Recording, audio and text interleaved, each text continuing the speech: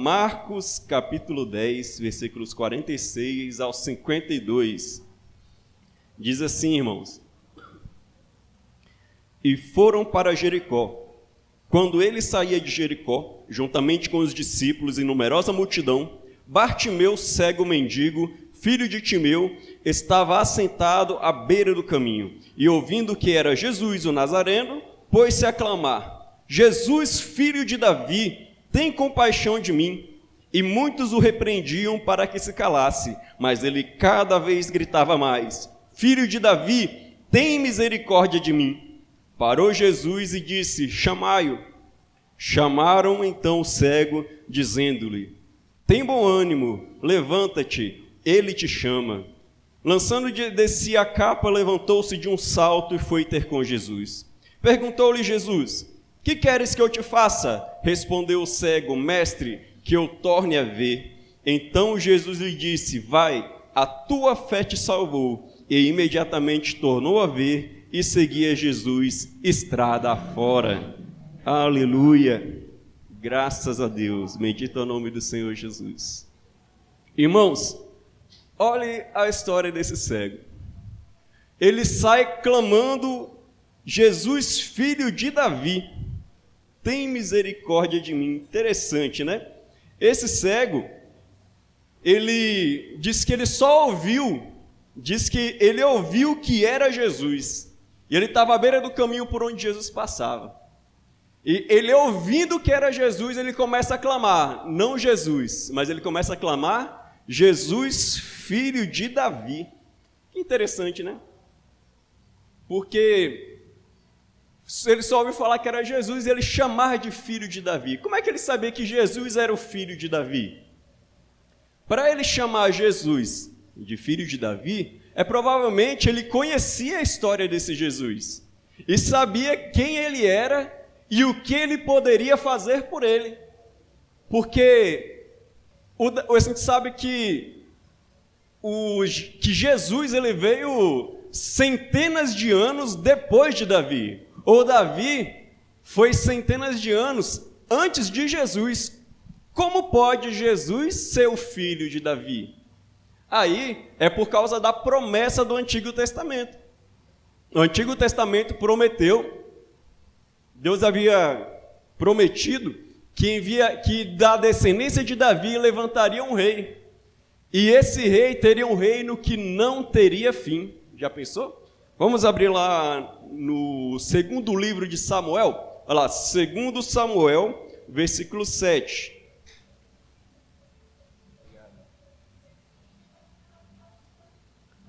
Segundo livro de Samuel, 2 Samuel, capítulo 7, versículo 12.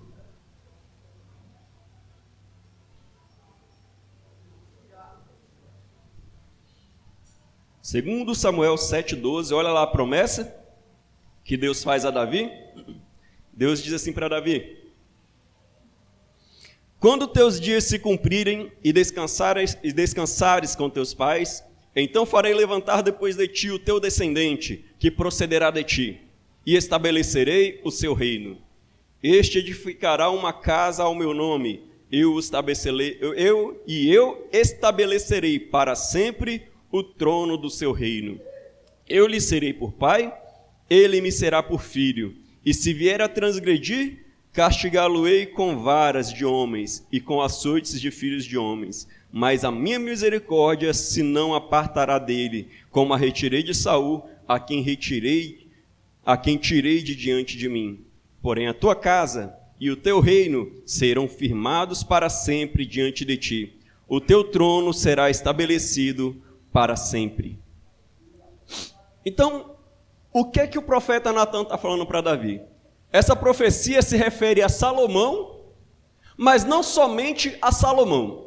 E por quê? Porque primeiro ele diz que estabeleceria do descendente dele o reino, e aconteceria que esse descendente dele construiria o templo. E realmente o Salomão construiu o templo, você se lembra? Mas depois o profeta continua falando que esse trono que seria estabelecido para sempre. Ué, mas hoje, cadê o trono lá em Israel? Israel, irmãos, há algumas... questão aí de que uns 60, 70 anos é que voltou a ter território. Israel não tem rei lá hoje. A dinastia de Davi logo acabou. Mas o trono continua para sempre, é a promessa. E por que esse trono continua para sempre? E o rei de Israel continua sentado nesse trono para sempre? É porque se referia a Jesus, o Rei dos Reis, o Senhor dos Senhores. Ele sim está sentado no seu trono à destra de Deus Pai. E ele reina hoje, amém? E sempre reinará. Ele é o Rei dos Reis e o Senhor dos Senhores. Então essa profecia ela se cumpre em dois planos. Primeiramente em Salomão, mas a parte eterna se cumpre em quem? Em Jesus. Toda vez que ele passa para a eternidade, ele está tratando de Jesus. Então em Israel, a partir dessas promessas, se creu em quê? Que se levantaria da descendência de Davi um rei, e esse rei ia estabelecer o trono dele para sempre. E aconteceu. Jesus era da descendência de Davi. E ele veio, e ele sim, se assentou no trono, não no trono dos homens, mas no trono no céu, e reina para sempre. E voltará, né? E ele voltará para julgar toda a terra. E aí sim, fisicamente ele estabelecerá realmente o reino dele, que por enquanto ele reina onde? Só em nós, naqueles que creem. Ele já reina em nossas vidas e nós o obedecemos. Fazemos parte deste reino, mas concretamente aqui nessa terra só vai se concretizar quando Jesus voltar. Aí ele vai julgar toda a terra, até o diabo será lançado no lago de fogo e enxofre. E então, como diz Jesus, resplandeceremos como luz no reino do Pai. Aleluia. Agora pensa nesse cego. Ele era um mendigo. Pensa num cego mendigo. É pior do que ser mendigo, ele era cego e mendigo. E ele sabia disso? Já pensou? Pensa naquela sacada que ele teve. Ele ouviu falar de Jesus e falou, filho de Davi. Quer dizer, ele acreditava na promessa.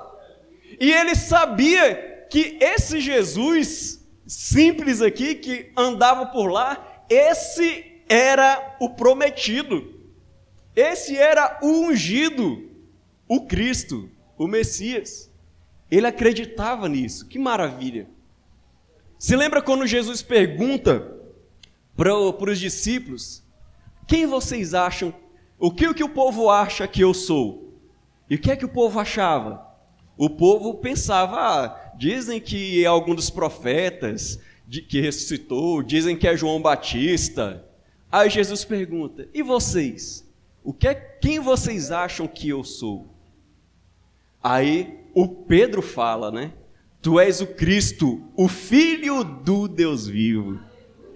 Maravilha, o Pedro sabia disso. E Jesus disse que quem revelou isso para Pedro foi quem? O Espírito Santo. Então você sabe que Jesus é o Rei? Que Ele é o Filho do Deus vivo? Você descobriu isso porque você é esperto? Quem foi que revelou isso para você? Muito melhor, foi o Espírito Santo. Vê que maravilha é a sua fé? A sua fé, ela não é simplesmente sua, ela te foi dada pelo Espírito Santo. Por isso que a fé é poderosa, porque ela te é dada pelo Espírito Santo. E olha só que esse cego mendigo sabia disso. Ele era o Filho de Deus, o Jesus. Aí ele continua. Deixa eu voltar aqui. Ele clamando alto, que ele não via, né? Então ele sabia que Jesus estava passando. Onde Jesus estava? Ele não sabia. Ele sabia que ele estava por ali, por perto, que a multidão passava. Então ele tinha que gritar, né? Porque se ele enxergasse, ele iria até Jesus e falaria com ele. Mas como ele não sabia, então ele grita. Em algum lugar Jesus está aí, ele vai me ouvir. Então tem que gritar bem alto. Então ele gritou bem alto.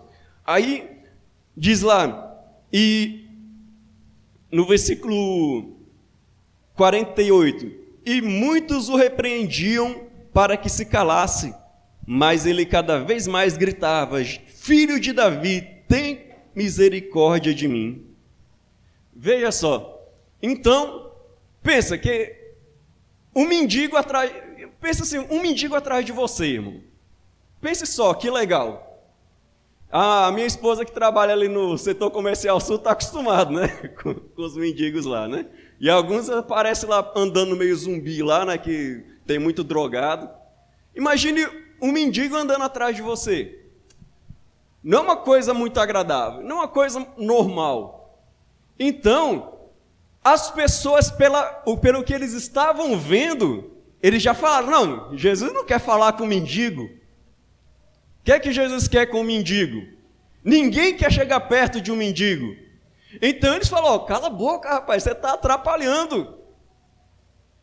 Mas esse homem, embora todo o contexto fosse contra ele, tudo ele estivesse contra ele, ele continua gritando, mas ele pensa agora, já que estão tentando me calar, estão me abafando aqui, então eu preciso gritar mais alto, porque estão me abafando.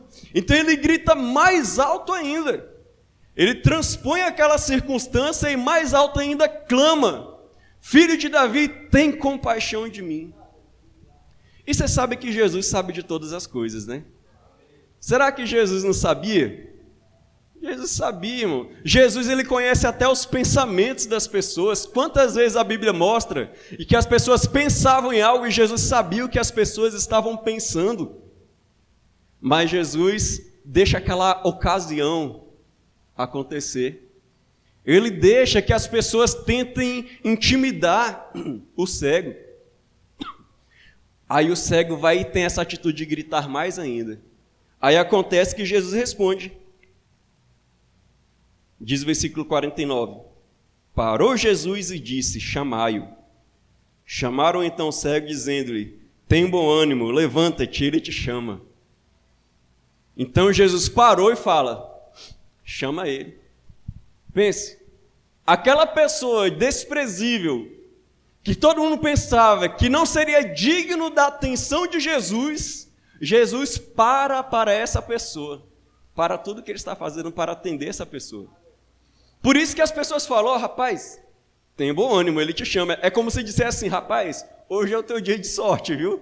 Porque Jesus parou para você, seu mendigo, seu pobre mendigo. Jesus parou para você. Você é cara de sorte. Aproveita, só hoje. Aí então, diz o versículo 50. Lançando de si a capa, levantou-se de um salto e foi ter com Jesus.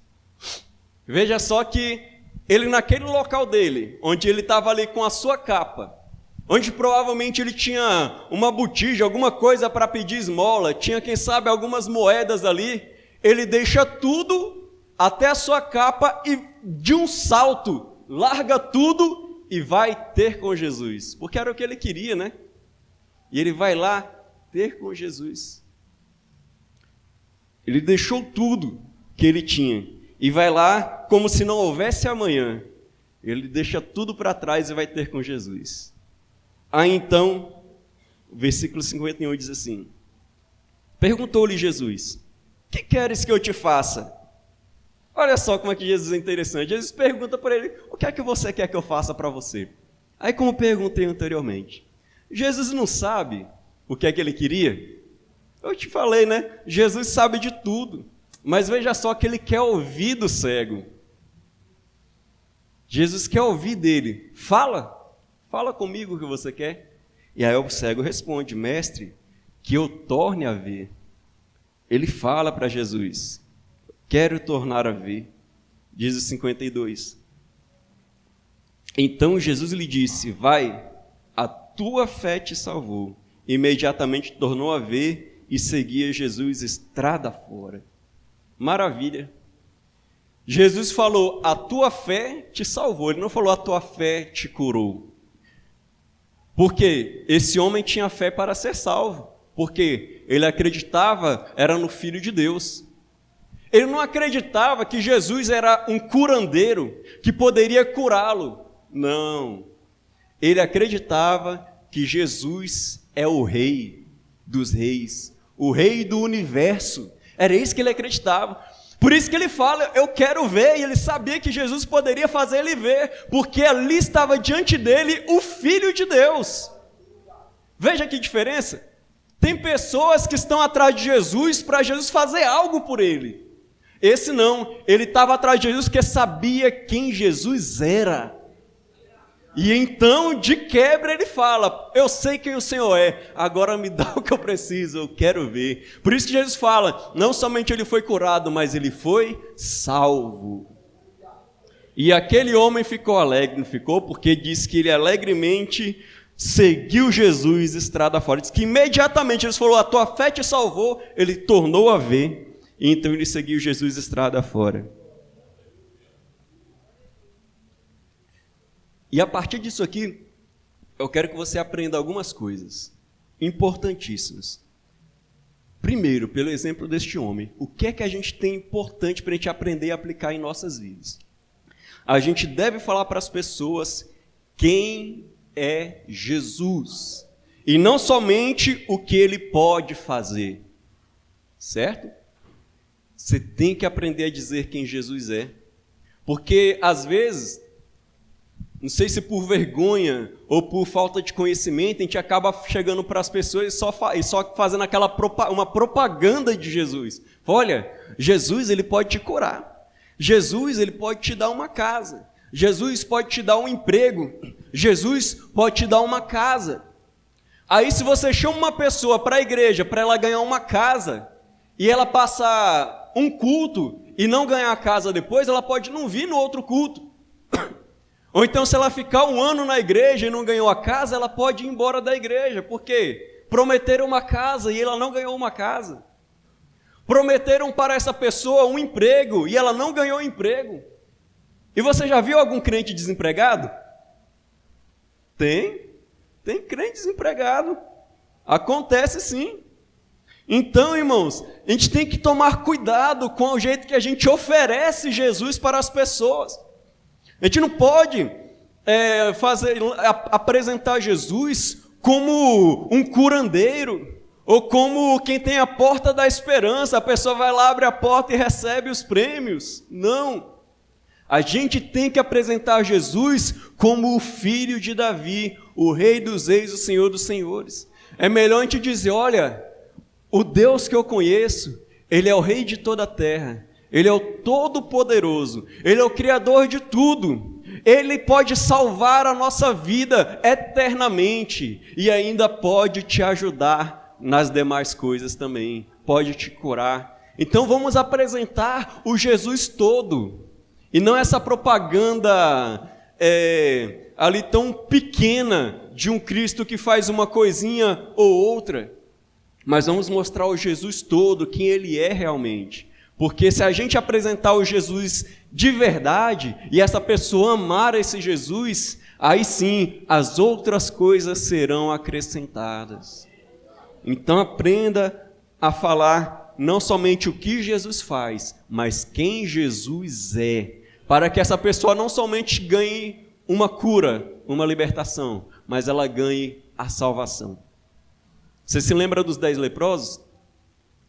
Jesus curou 10, mas voltou só um, né? Aí Jesus falou o que para esse? Vai, a tua fé te salvou. Porque ser curado é garantia de ser salvo? Não. Você recebeu um milagre na sua vida, não é garantia de você ser salvo. Ah, eu recebi um milagre, então é porque Deus gosta tanto de mim que ele me fez um milagre. Não. Deus faz milagres, mas isso não garante salvação. Porque somente o leproso que voltou é o que amou Jesus de verdade. E você sabe que amar a Deus é o primeiro e maior mandamento, né? Se você quebrar esse, não tem jeito. Amar a Deus é o principal. É o primeiro e maior mandamento. Então, como ele amou Jesus, ele voltou para agradecer.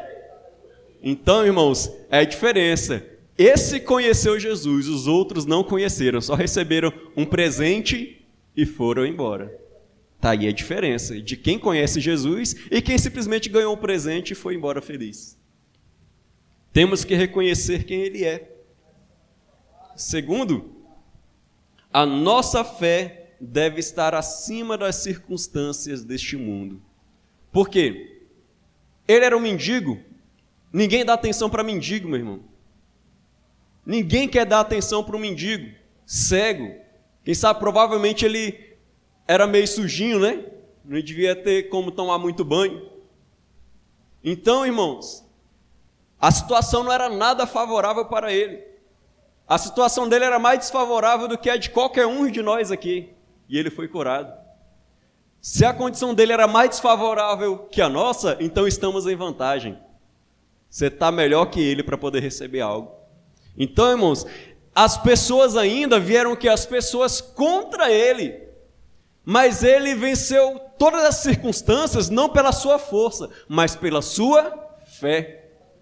Porque ele fez o que ele podia, e o que ele podia gritar. E gritar mais alto ainda. Era a única coisa que ele podia fazer, porque ele era cego. Então, irmãos, a gente tem que transpor as circunstâncias. E só é possível transpor as circunstâncias dessa vida com a fé. Sabe?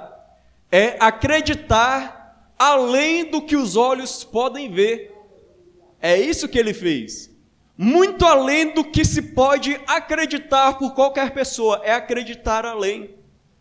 É acreditar no impossível. Pois era impossível Jesus dar atenção para um mendigo cego, aos olhos humanos, pelo menos, né?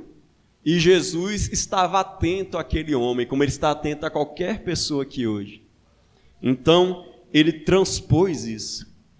Você se lembra de quando Jesus ele ficou para orar, mandou as pessoas pegarem o barco e atravessarem o Mar da Galileia, e depois, de madrugada, Jesus vem andando sobre as águas? Não tem como andar sobre as águas, mas Jesus estava andando. Aí, quando as pessoas viram, ficaram assustadas. Aí pensando que era um fantasma, Jesus falou, calma, sou eu. Aí o Pedro, ousado como ele era, falou, então vamos tirar a prova. Se é Jesus, então você vai ter que fazer uma coisa que só Jesus poderia fazer. Então manda eu ir ter com você, se você é Jesus mesmo. Tem que tirar a prova, se é um fantasma ou se é Jesus. Aí Jesus vai e fala, vem. E aí é que eu acho legal, porque Jesus desafiou Pedro.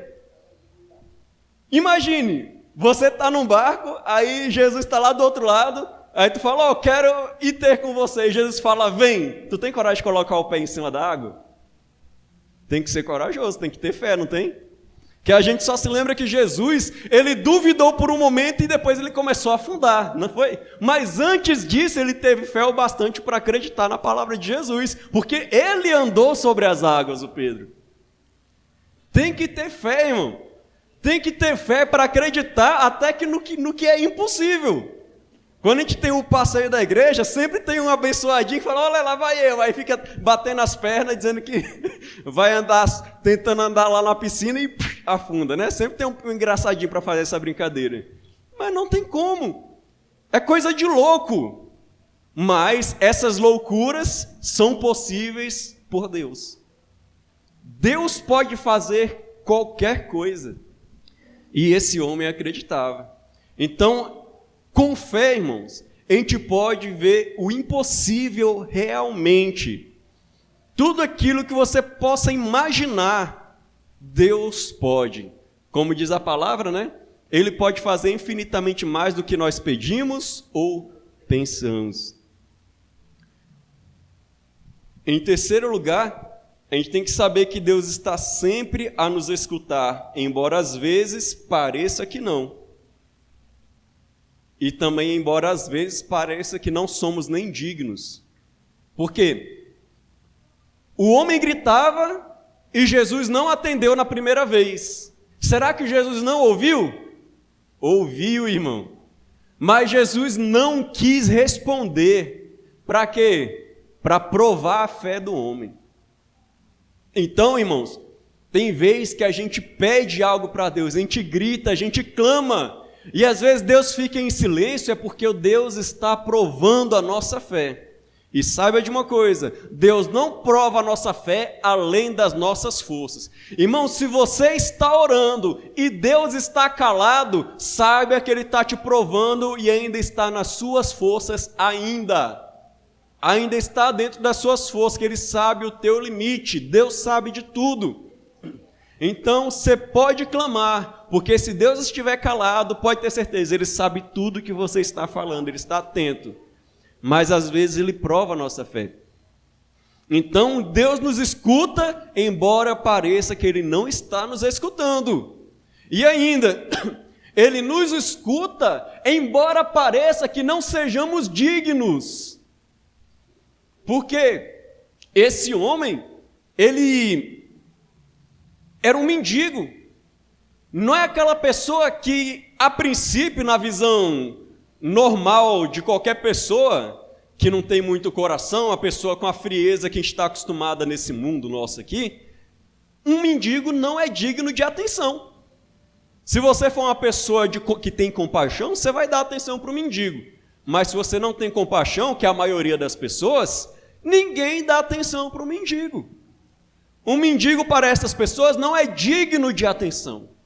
E às vezes a gente pensa que nós somos também indignos da atenção de Jesus. Às vezes por causa dos nossos pecados. Às vezes porque a gente pensa que não somos relevantes. A gente pensa que não somos importantes. Mas Deus atende até a pessoa mais indigna deste mundo. Se você se achar o maior pecador deste mundo, Deus te ouve, simplesmente clame com fé. Não desista, não pare, clame a Deus, porque Ele ouve sim. Por mais que pareçamos indignos da sua atenção, Ele atende sim. Só basta ter fé e ser humilde. Temos que ser humildes na presença dEle. Temos que clamar, Senhor, e Ele nos atende. 4. Devemos ir a Jesus em humildade e sem reservas.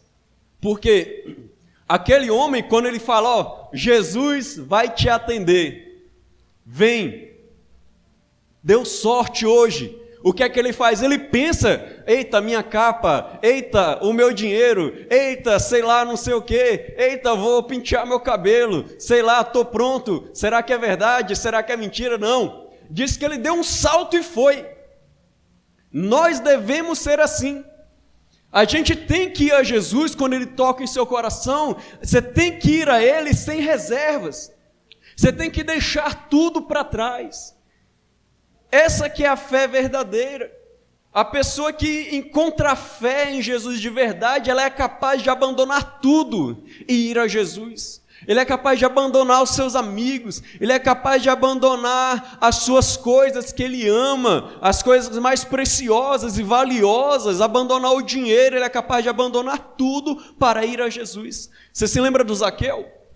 O Zaqueu, quando ele ouviu Jesus pregar na casa dele, ele creu na palavra de Jesus, que Jesus falava ali.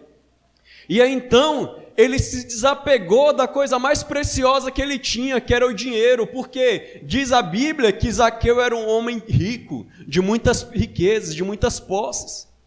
E se um rico, pense qual é o rico deste mundo, que tem coragem de chegar e falar, olha, eu pego minhas riquezas e divido no meio, metade vai para os pobres.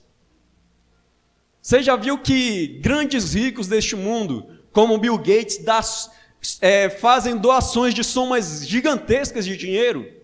Fazem doações de milhões e às vezes de bilhões, irmãos. Bilhões de doação. É muita coisa, mas não é a metade do dinheiro deles. Imagine qual é o rico que tem coragem de dar metade do seu dinheiro. Qual é esse? Qual pessoa que teria coragem de dar metade das suas riquezas? Veja só o desprendimento do Zaqueu. Ele dá metade dos bens dele aos pobres. E não foi só isso. E ele fala, e tudo que eu defraudei dos outros financeiramente, eu vou devolver 4 vezes mais. Então dividiu na metade, a metade que sobrou, eu não vou devolver para todo mundo. Eu vou devolver 4 vezes mais o que eu roubei. Ele se desapegou totalmente, ele é como esse mendigo. Quando Jesus chama ele, ele larga tudo. Ele largou todo o seu dinheiro. Esse homem, ele largou a capa, largou tudo que ele estava fazendo. Então, que você conheça Jesus, busque a Jesus a ponto de você ser capaz de abandonar todo o seu orgulho, tudo que você tem, tudo que é precioso para você, para segui-lo sem desprendimento nenhum. E se lance a Jesus de todo o seu coração. E ainda, devemos saber mais o seguinte: Deus quer que oremos, embora Ele saiba o que vamos pedir. Porque quando aquele homem chega, Jesus, embora soubesse o que é que aquele homem iria querer, Jesus pergunta para ele sabe de tudo, mas ele pergunta: o que você quer que eu te faça? Então, irmão, você tem que falar. Deus quer ouvir da sua boca você dizer o que você quer. Fala: Senhor, eu estou necessitado. Senhor, eu estou assim, eu estou assado. Senhor, eu estou com raiva. Senhor, eu preciso disso, eu preciso do arroz, preciso do feijão. Você pode falar, embora você saiba que Deus sabe de tudo, Deus quer ouvir você falar. Então fale com Deus, embora Ele saiba de tudo, fale. Eu não chego ao exagero daquelas pessoas que acreditam na confissão positiva.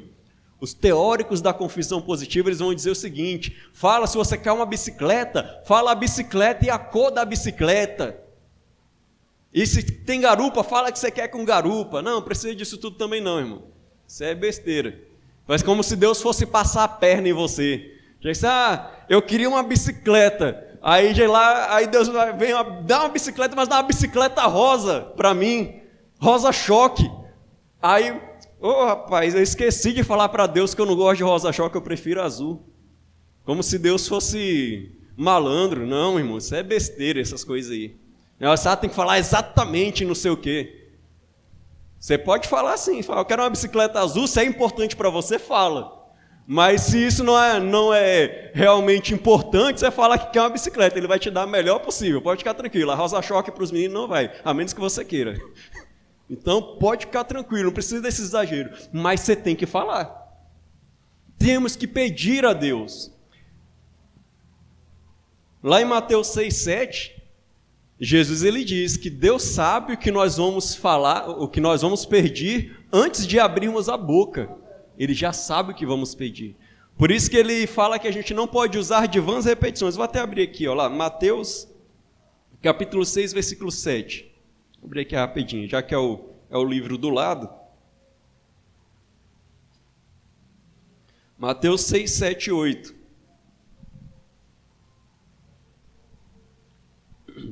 Mateus 6, 7 e 8 diz assim, e orando, não useis de vãs repetições, como os gentios, porque presumem que pelo muito falar serão ouvidos. Não vos assemelheis, pois, a eles, porque Deus, vosso Pai, sabe o que tendes necessidade antes que lhe o peçais. Então, antes de você pedir, Deus já sabe o que você vai falar, mas Ele quer que você fale. Jesus pergunta para você, o que você quer que eu te faça? Então, fala com Deus. Você não fala para os seus amigos? Já sabe aquele seu melhor amigo, sua melhor amiga, que você conta tudo? Ela fica lá te ouvindo. Ou então teu marido, tua esposa, que fica ouvindo lá.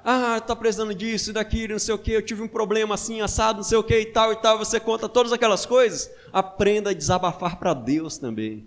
Porque Ele ainda é poderoso para fazer impossível na sua vida. Então desabafe para Deus, fale com Deus, fale tudo para Ele. Aleluia.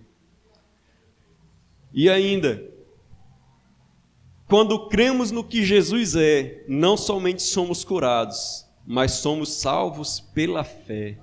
Aleluia. Somos salvos por esta fé.